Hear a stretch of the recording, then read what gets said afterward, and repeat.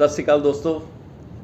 ਅੱਜ ਅਸੀਂ ਇੱਕ ਬਹੁਤ ਹੀ ਅੱਛੇ ਢੰਗ ਦੇ ਨਾਲ ਇੱਕ ਉਸ ਸ਼ਖਸੀਅਤ ਨੂੰ ਤੁਹਾਡੇ ਸਾਹਮਣੇ ਪੇਸ਼ ਕਰਨ ਜਾ ਰਹੇ ਹਾਂ, ਕਿਉਂਕਿ ਤੁਸੀਂ ਦੇਖ ਰਹੇ ਹੋ ਕਿ ਟਾਈਮ ਦੇ ਨਾਲ ਨਾਲ ਅਸੀਂ ਬਹੁਤ ਕੁਝ ਚੈਨਲ ਦੇ ਉੱਤੇ ਦਿਖਾਉਂਦੇ ਰਹਿੰਦੇ ਹਾਂ, ਲੇਕਿਨ ਵੂਮਨਸ ਡੇ ਦੇ ਉੱਤੇ ਅਸੀਂ ਵੀ ਸੋਚਿਆ ਕਿ ਕੁਝ ਨਾ ਕੁਝ ਸਪੈਸ਼ਲ ਤੁਹਾਨੂੰ ਦਿਖਾਇਆ ਜਾਵੇ ਕਿ ਵੂਮਨਸ ਐਮਪਾਵਰਮੈਂਟ ਦੀ ਗੱਲ ਬਹੁਤ ਸਾਰੇ ਕਰਦੇ ਹਨ, ਲੇਕਿਨ ਸੱਚਾਈ ਕੀ ਹੁੰਦੀ ਹੈ ਉਸ ਦੇ ਬਾਰੇ ਅਸੀਂ ਤੁਹਾਡੇ ਨਾਲ ਜ਼ਰੂਰ ਚਾਨਣਾ ਪਾਉਣਾ ਚਾਹੁੰਦੇ ਹਾਂ।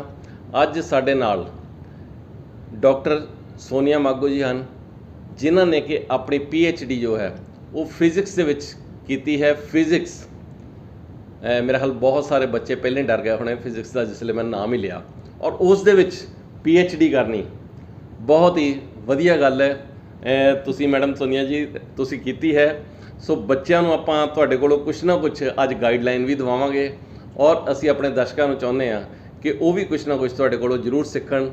ਮੈਂ ਸਭ ਤੋਂ ਪਹਿਲਾਂ ਅਸੀਂ ਆਪਣੇ ਚੈਨਲ ਦੇ ਉੱਤੇ ਤੁਹਾਡਾ ਬਹੁਤ ਬਹੁਤ ਜੀ ਆਇਆਂ ਨੂੰ ਆਖਦੇ ਹਾਂ।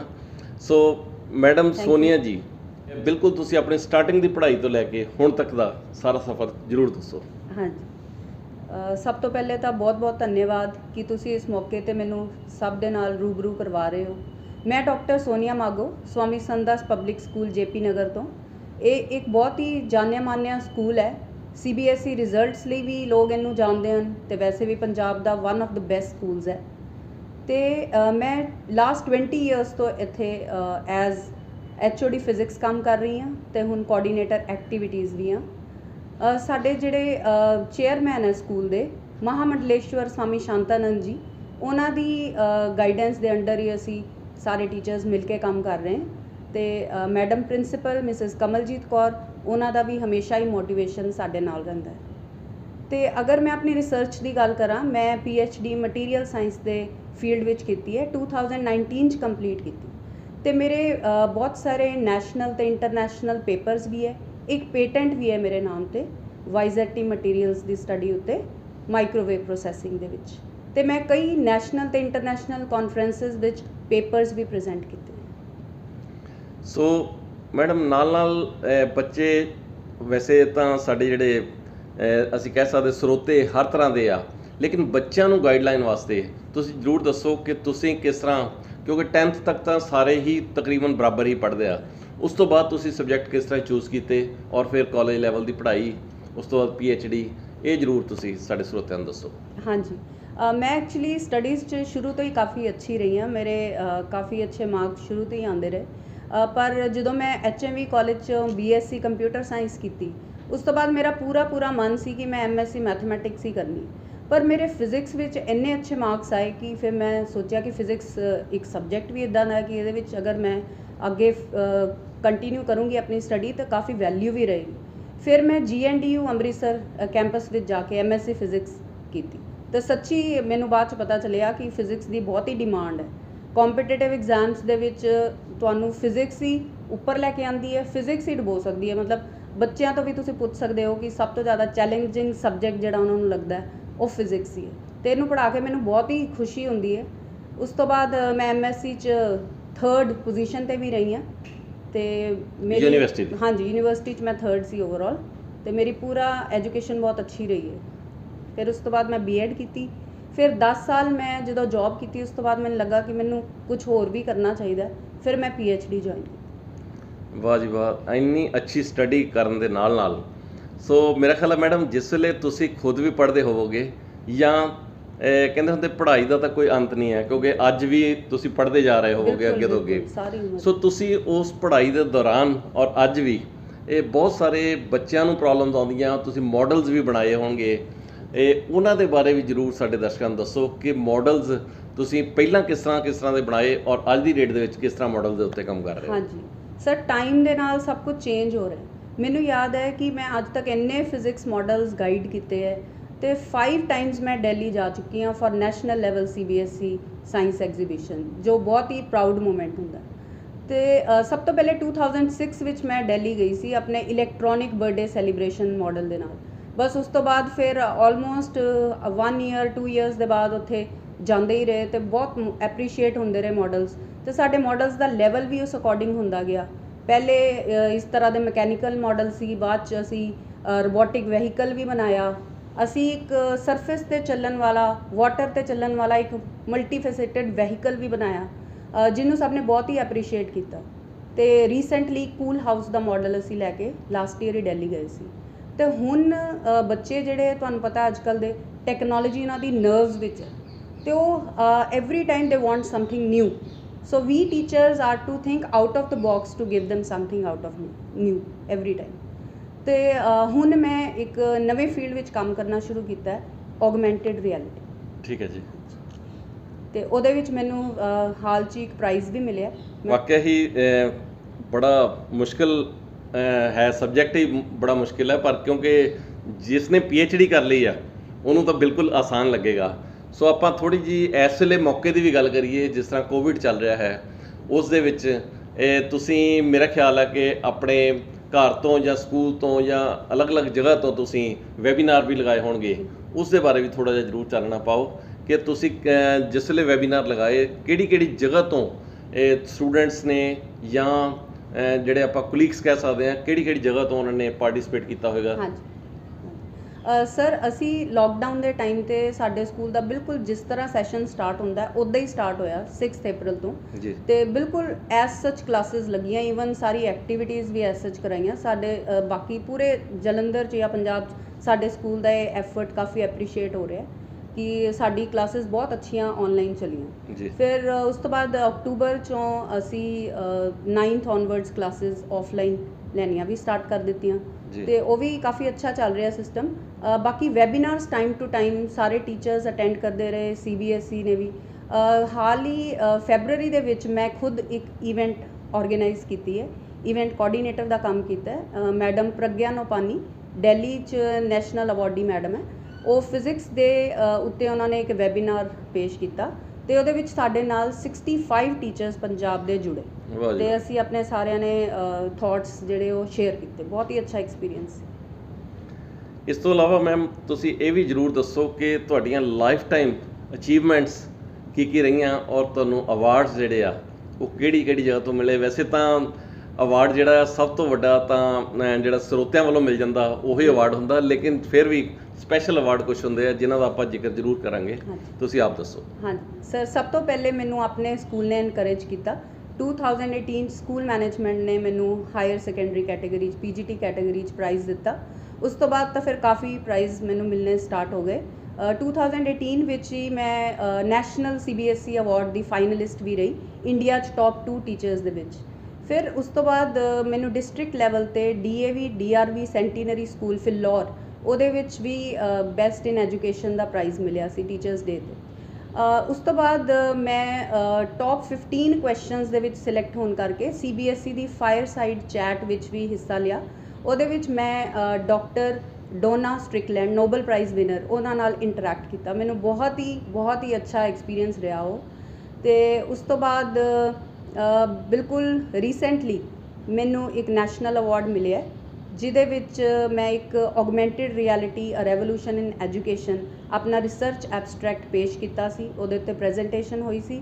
ਅਤੇ national council of teacher scientist ਜੋ DST ਦੇ ਅੰਡਰ ਹੈ, ਗਵਰਨਮੈਂਟ ਆਫ ਇੰਡੀਆ ਦੇ ਅੰਡਰ ਹੈ, ਉਹਨਾਂ ਨੇ ਮੈਨੂੰ 골ਡ ਮੈਡਲ ਦਿੱਤਾ, ਅਤੇ ਮੇਰਾ ਪੇਪਰ ਨੈਸ਼ਨਲ ਮੈਗਜ਼ੀਨ 'ਚ ਵੀ ਪਬਲਿਸ਼ ਹੋਣ ਜਾ ਰਿਹਾ। ਉਸ ਤੋਂ ਇਲਾਵਾ ਇੱਕ ਮੈਨੂੰ CBSE ਟੀਚਿੰਗ ਏਡ ਐਗਜ਼ੀਬਿਸ਼ਨ ਵਿੱਚ ਬੈਸਟ ਟੀਚਿੰਗ ਏਡ ਦਾ ਅਵਾਰਡ ਵੀ ਮਿਲਿਆ ਸੀ 2019 'ਚ, ਜੋ ਲੁਧਿਆਣਾ ਵਿੱਚ ਹੋਈ ਸੀ।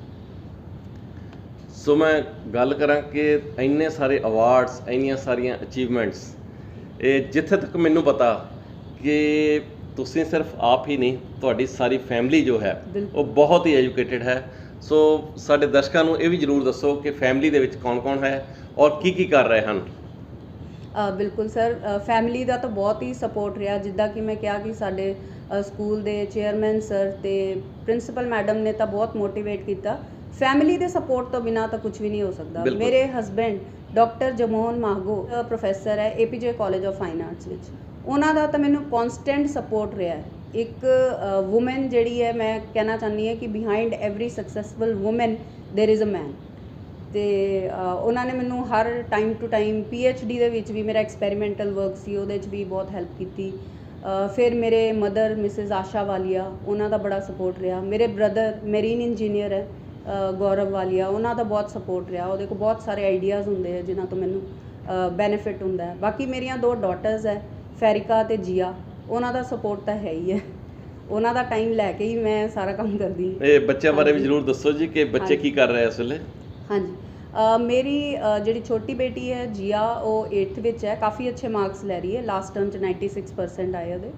ਅਤੇ ਵੱਡੀ ਬੇਟੀ ਹੈ ਜਿਹੜੀ, ਉਹਨੇ ਪਹਿਲੇ 10th ICSE ਬੋਰਡ ਤੋਂ ਕੀਤੀ, ਉਹਦੇ 93.5% ਆਏ, ਕਾफ़ੀ ਅੱਛੇ। ਉਸ ਤੋਂ ਬਾਅਦ +2 ਵਿੱਚ ਨੋਨ ਮੈਡੀਕਲ 'ਚ ਸਕੂਲ 'ਚ ਸੈਕਿੰਡ ਸੀ, ਉਹਦੇ 94.4% ਸੀ। ਅਤੇ ਹੁਣ ਯੂਨੀਵਰਸਿਟੀ ਆਫ ਕੈਲਗਰੀ ਵਿੱਚ ਇੰਜੀਨੀਅਰਿੰਗ ਕਰ ਰਹੀ ਹੈ। ਅਤੇ ਬਹੁਤ ਹੀ ਅੱਛਾ ਉਹਦਾ ਸਾਰਾ ਕਰੀਅਰ ਮਤਲਬ ਚੱਲ ਰਿਹਾ ਹੈ। ਮਤਲਬ ਮੈਨੂੰ ਇਹ ਗਰਜਿਸ ਨਹੀਂ ਹੈ ਕਿ ਮੈਂ at the cost of family time ਇਹ ਸਭ ਕੁਝ ਕੀਤਾ, ਉਹਦੇ ਨਾਲ ਸਭ ਕੁਝ ਚਲਾਇਆ, ਅੱਛਾ ਰਿਹਾ। ਇੱਕ ਮੈਂ ਹੋਰ ਸਵਾਲ ਜ਼ਰੂਰ ਪੁੱਛਾਂਗਾ ਕਿ ਪਹਿਲਾਂ ਜੋ PhD ਹੈ ਉਹ ਸਰ ਨੇ ਕੀਤੀ ਜਾਂ ਤੁਸੀਂ ਕੀਤੀ? ਸਰ ਨੇ ਕੀਤੀ ਪਹਿਲੇ PhD, ਅਤੇ ਮੈਂ ਉਹਨਾਂ ਨੂੰ ਇਹੀ ਕਿਹਾ ਕਿ ਤੁਸੀਂ ਇਕੱਲੇ PhD ਕਰ ਰਹੇ ਹੋ, ਮੈਂ ਵੀ ਕਰਨਾ ਚਾਹੁੰਦੀ। ਬਿਲਕੁਲ ਜੀ, ਬਿਲਕੁਲ। ਉਹਨਾਂ ਤੋਂ ਮੈਨੂੰ ਮੋਟੀਵੇਸ਼ਨ ਮਿਲੀ, ਫਿਰ ਹੀ ਮੈਂ ਸਟਾਰਟ ਕੀਤਾ। ਠੀਕ ਹੈ ਜੀ, ਬਹੁਤ ਹੀ ਅੱਛੇ ਢੰਗ ਦੇ ਨਾਲ ਤੁਸੀਂ ਆਪਣੀ ਫੈਮਿਲੀ ਬਾਰੇ ਵੀ ਦੱਸਿਆ। ਇੱਕ ਮੈਂ ਤੁਹਾਨੂੰ ਸਵਾਲ ਹੋਰ ਪੁੱਛਣਾ ਚਾਹੁੰਦਾ ਕਿ ਜਿਹੜਾ ਤੁਹਾਨੂੰ ਨੈਸ਼ਨਲ ਅਵਾਰਡ ਮਿਲਿਆ ਉਹ ਕਿਸ ਟੌਪਿਕ ਦੇ ਉੱਤੇ ਸੀਗਾ, ਉਸ ਦੇ ਬਾਰੇ ਜ਼ਰੂਰ ਹਾਂਜੀ ਬਿਲਕੁਲ ਸਰ, ਉਹ ਤਾਂ ਇੱਕ ਬੜਾ ਹੀ ਅੱਛਾ ਫੀਲਡ ਹੈ ਆਗਮੈਂਟਿਡ ਰਿਐਲਿਟੀ। ਜਿੱਦਾਂ ਕਿ ਮੈਂ ਤੁਹਾਨੂੰ ਦੱਸਿਆ ਕਿ ਬੱਚੇ ਅੱਜ ਕੱਲ੍ਹ ਕੁਝ ਨਵਾਂ ਚਾਹੁੰਦੇ ਹੈ। ਵੈਸੇ ਮੇਰਾ ਇੱਕ YouTube ਚੈਨਲ ਵੀ ਹੈ ਸੋਨੀਆ ਮਾਗੋ, ਜਿਹਦੇ 'ਚ ਮੈਂ ਖੁਦ ਐਕਸਪੈਰੀਮੈਂਟਸ ਫਿਜ਼ਿਕਸ ਦੇ ਪਰਫੋਰਮ ਕੀਤੇ ਹੈ ਅਤੇ ਵੀਡੀਓਜ਼ ਉਹਦੇ ਉੱਤੇ ਪਾਈਆਂ ਹੋਈਆਂ, ਬੱਚਿਆਂ ਨਾਲ ਸ਼ੇਅਰ ਵੀ ਕਰਦੇ ਹਾਂ। ਪਰ ਇੱਕ ਉਹਨੂੰ ਪ੍ਰੈਜ਼ੈਂਟ ਕਰਨ ਦਾ ਤਰੀਕਾ ਅਗਰ ਤੁਹਾਡਾ ਅੱਛਾ ਹੋਏ ਤਾਂ ਬੱਚੇ ਉਹਦੇ ਵੱਲ ਅਟਰੈਕਟ ਹੁੰਦੇ ਆ, ਅਤੇ ਫਿਜ਼ਿਕਸ ਵਰਗੇ ਟਫ ਸਬਜੈਕਟ ਨੂੰ ਵੀ ਉਹ ਈਜ਼ੀਲੀ ਸਮਝ ਸਕਦੇ। ਆਗਮੈਂਟਿਡ ਰਿਐਲਿਟੀ ਵਿੱਚ ਅਸੀਂ ਕੀ ਕਰਦੇ ਹਾਂ ਕਿ ਸਪੋਜ਼ ਇੱਕ ਸਾਇੰਟਿਸਟ ਦੀ ਪਿਕਚਰ ਵਾਲ 'ਤੇ ਹੈਂਗ ਕੀਤੀ ਹੋਈ ਹੈ, ਅਸੀਂ ਜਸਟ ਮੋਬਾਈਲ ਦੇ ਵਿੱਚ ਆਪਣੀ ਐਪ ਹੈ, ਉਹ ਐਪ ਮੈਂ ਖੁਦ ਹੀ ਡਿਜ਼ਾਈਨ ਕੀਤੀ ਹੈ ਸੌਫਟਵੇਅਰ ਯੂਜ਼ ਕਰਕੇ, ਯੂਨਿਟੀ ਐਂਡ ਵੂਫੋਰੀਆ। ਅਤੇ ਇੱਕ ਹੋਰ ਸੌਫਟਵੇਅਰ ਹੈ ਸਪਾਰਕ AR, ਜੋ CBSE ਸਰਟੀਫਾਈਡ ਕੋਰਸ ਹੀ ਮੈਂ ਕੀਤਾ, ਉਹਦੇ ਨਾਲ ਮੈਂ 3D ਵੀਡੀਓ ਵੀ ਬਣਾਈ ਹੈ। ਅਤੇ ਜਦੋਂ ਅਸੀਂ ਬਸ ਉਹ ਮੋਬਾਈਲ ਉਹਦੇ ਸਾਹਮਣੇ ਲੈ ਕੇ ਜਾਂਦੇ ਹਾਂ ਤਾਂ ਉਹ ਪਿਕਚਰ ਬੋਲਣਾ ਸਟਾਰਟ ਕਰ ਦਿੰਦੀ, ਤਾਂ ਸੁਣਨ 'ਚ ਹੀ ਕਿੰਨਾ ਅੱਛਾ ਲੱਗਦਾ। ਅਤੇ ਇਹਨੂੰ ਪ੍ਰੈਜ਼ੈਂਟ ਕਰਨ ਦਾ ਵੇ ਇਸ ਤਰ੍ਹਾਂ ਹੈ ਕਿ ਮੈਂ ਇੱਕ AR ਬੁੱਕ ਬਣਾਈ ਹੈ, ਉਹਦੇ ਵਿੱਚ ਮੈਂ ਕਿੰਨੀਆਂ ਸਾਰੀਆਂ ਮਸ਼ੀਨਸ ਔਰ ਫਿਜ਼ਿਕਸ ਦੇ ਡਿਵਾਈਸਿਸ ਦੇ ਫੋਟੋਜ਼ ਐਡ ਕਰਤੀਆਂ।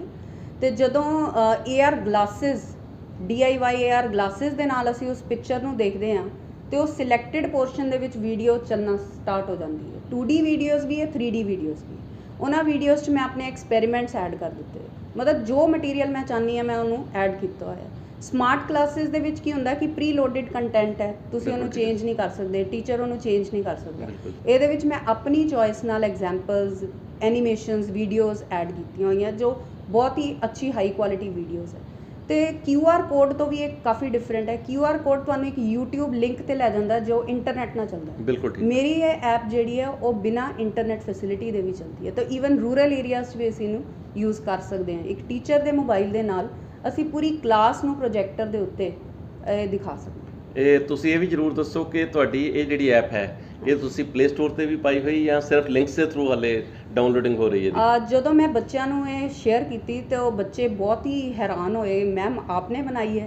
फिर वो कहते कि हम ले सकते हैं इसको अपने मोबाइल में। फिर मैं उन्होंने लिंक सेंड किया, उन्होंने जस्ट मोबाइल डाउनलोड कर ली, ऐप जी डाउनलोड कर ली, तो टारगेट पिक्चर मैं उन्होंने सेंड कर दी, वो घर भी देख सकते जो मर्जी देख सकते। मतलब हाले ਤੁਸੀਂ ਉਹਦੀ APK ਹੀ ਬਣਾਈ ਹੈ, ਪਲੇ ਸਟੋਰ ਦੇ ਉੱਪਰ ਨਹੀਂ ਅਵੇਲੇਬਲ ਹਾਲੇ? ਨਹੀਂ, ਇਦਾਂ ਐਸ ਸੱਚ ਅਵੇਲੇਬਲ ਨਹੀਂ ਹੈ। ਕੋਈ ਗੱਲ ਨਹੀਂ, ਮੈਂ ਦਰਸ਼ਕਾਂ ਨੂੰ ਕਹਾਂਗਾ ਕਿ ਜਿਨ੍ਹਾਂ ਨੂੰ ਵੀ ਇਸ ਐਪ ਦੀ ਅਵੇਲੇਬਿਲਿਟੀ ਚਾਹੀਦੀ ਹੋਵੇ ਤਾਂ ਮੈਡਮ ਜ਼ਰੂਰ ਲਿੰਕ ਭੇਜ ਦੇਣਗੇ, ਕਿਉਂਕਿ ਉਸ ਤੋਂ ਫਾਇਦਾ ਉਠਾਇਆ ਜਾ ਸਕਦਾ। ਤਾਂ ਮੇਰਾ ਖਿਆਲ ਹੈ ਕਿ ਇਹ ਤੁਸੀਂ ਬਣਾਈ ਹੋਏਗੀ, ਹਾਲੇ ਫਿਲਹਾਲ ਐਂਡਰੋਇਡ ਵਾਸਤੇ ਬਣਾਈ ਹੋਏਗੀ, iOS ਵਾਸਤੇ ਵੀ ਤੁਸੀਂ ਬਾਅਦ ਵਿੱਚ ਟਰਾਈ ਕਰੋਗੇ? ਬਿਲਕੁਲ ਬਿਲਕੁਲ, ਮੇਰਾ ਆਫੀਸ਼ੀਅਲੀ ਮੈਂ AR ਬੁੱਕ ਪਬਲਿਸ਼ ਕਰਨ ਦਾ ਹੀ ਅੱਗੇ ਮੇਰਾ ਮੋਟਿਵ ਹੈ, ਤੇ I am working very hard on it, so in future I will be doing that. ਸਾਡੇ ਤੁਸੀਂ ਸਰੋਤਿਆਂ ਨੂੰ ਕੀ ਸੁਨੇਹਾ ਦੇਣਾ ਚਾਹੁੰਦੇ ਤੁਸੀਂ ਹੋਰ ਇਸ ਤੋਂ ਇਲਾਵਾ? ਮੈਂ ਇਹੀ ਕਹਿਣਾ ਚਾਹੁੰਦੀ ਹਾਂ ਕਿ ਨੌਲੇਜ ਸ਼ੇਅਰਡ ਇਜ਼ ਨੌਲੇਜ ਸਕੁਐਰਡ। ਨਾ ਚੋਰ ਹਾਰਿਅਮ ਨਾ ਰਾਜ ਹਾਰਿਅਮ, ਨਾ ਭਾਤਰਭਾज्यम ਨਾ भारकारी, व्यय कृते वर्धनम नित्यम, विद्या धनम सर्वे धनम प्रधानम। ਇਹਦਾ ਮਤਲਬ ਇਹ ਹੈ ਕਿ ਅਸੀਂ ਵਿਦਿਆ ਜਿਹੜੀ ਹੈ, ਸਟੱਡੀਜ਼, ਐਜੂਕੇਸ਼ਨ, ਉਹ ਇੱਕ ਐਸੀ ਵੈਲਥ ਹੈ ਜਿਹਨੂੰ ਨਾ ਕੋਈ ਚੋਰ ਲੈ ਕੇ ਜਾ ਸਕਦਾ, ਨਾ ਕੋਈ ਰਾਜਾ ਸਾਡੇ ਕੋਲ ਸਨੈਚ ਕਰ ਸਕਦਾ, ਨਾ ਇਹ ਹੈਵੀ ਹੈ ਬਹੁਤ ਜ਼ਿਆਦਾ, ਅਤੇ ਨਾ ਹੀ ਅਸੀਂ ਬ੍ਰਦਰਸ ਜਿਹਨੂੰ ਡਿਵਾਈਡ ਕਰ ਸਕਦੇ ਹਾਂ। ਅਸੀਂ ਇਹਨੂੰ ਜਿੰਨਾ ਸ਼ੇਅਰ ਕਰਾਂਗੇ ਉਨਾ ਹੀ ਐਕਸਪੈਂਡ ਹੋਏਗੀ, ਜਿੰਨਾ ਇਹਨੂੰ ਸਪੈਂਡ ਕਰਾਂਗੇ ਉਨੀ ਹੀ ਇੰਕਰੀਜ਼ ਹੋਏਗੀ।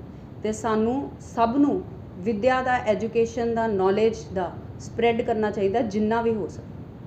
ਤੇ ਬਸ ਮੇਰਾ ਇਹੀ ਮੈਸੇਜ ਹੈ ਕਿ ਟੀਚਰਸ ਨੂੰ ਹਮੇਸ਼ਾ ਹਾਰਡ ਵਰਕ ਕਰਦੇ ਰਹਿਣਾ ਚਾਹੀਦਾ ਹੈ, ਸਟੂਡੈਂਟਸ ਲਈ ਕੁਝ ਨਾ ਕੁਝ ਕਰਦੇ ਰਹਿਣਾ ਚਾਹੀਦਾ ਹੈ ਤਾਂ ਕਿ ਉਹਨਾਂ ਦਾ ਫਿਊਚਰ ਹੋਰ ਬ੍ਰਾਈਟ ਹੋਵੇ। ਬਹੁਤ ਵਧੀਆ ਗੱਲ ਹੈ ਕਿ ਸੋਨੀਆ ਮੈਡਮ ਹੋਣਾ ਨੇ ਸਾਡੇ ਨਾਲ ਇੰਨੀਆਂ ਅੱਛੀਆਂ ਗੱਲਾਂ ਸ਼ੇਅਰ ਕੀਤੀਆਂ, ਸਾਡੇ ਸਰੋਤਿਆਂ ਵਾਸਤੇ ਇੰਨੀਆਂ ਅੱਛੀਆਂ ਗੱਲਾਂ ਸ਼ੇਅਰ ਕੀਤੀਆਂ। ਮੈਨੂੰ ਪੂਰੀ ਆਸ ਹੈ ਕਿ ਸਰੋਤੇ ਇਸ ਗੱਲ ਦਾ ਫਾਇਦਾ ਵੀ ਉਠਾਉਣਗੇ।